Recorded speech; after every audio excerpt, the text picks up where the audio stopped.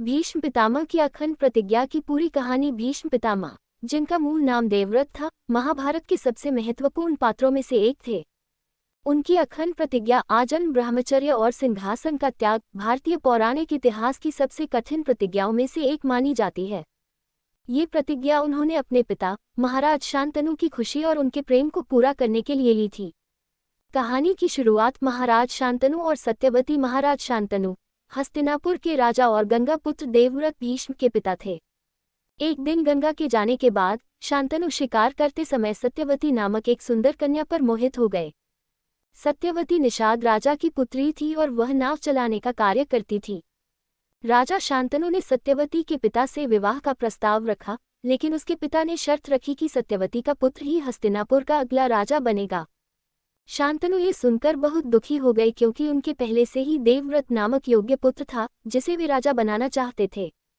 देवव्रत की भीष्म प्रतिज्ञा। जब देवव्रत को अपने पिता के दुख का कारण पता चला तो उन्होंने सत्यवती के पिता से बात की, लेकिन जब उन्होंने वही शर्त दोहराई कि सत्यवती का पुत्र ही राजा बनना चाहिए, तो देवव्रत ने तुरंत घोषणा की कि वे हस्तिनापुर के सिंहासन का त्याग करते हैं और कभी राजा नहीं बनेंगे। लेकिन सत्यवती के पिता को अब भी संदेह था कि भविष्य में देवव्रत के पुत्र राजा बनने की मांग कर सकते हैं।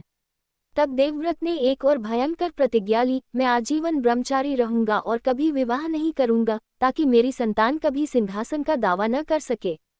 ये प्रतिज्ञा इतनी कठोर और असाधारण थी कि देवताओं ने स्वर्ग से पुष्प वर्षा की और तभी से देवव्रत को भीष्म कहा जाने लगा, जिसका अर्थ है जिसने भीषण प्रतिज्ञा ली हो।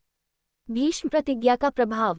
1. शांतनु का वरदान। भीष्म की इस त्याग भावना से प्रसन्न होकर शांतनु ने उन्हें इच्छा मृत्यु का वरदान दिया, जिससे वह अपनी इच्छा से मृत्यु का समय चुन सकते थे।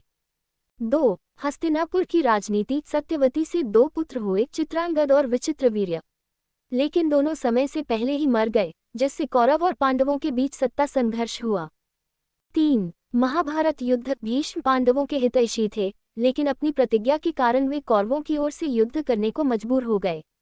निष्कर्ष, भीष्म की यह प्रतिज्ञा त्याग और बलिदान का सर्वोच्च उदाहरण मानी जाती है।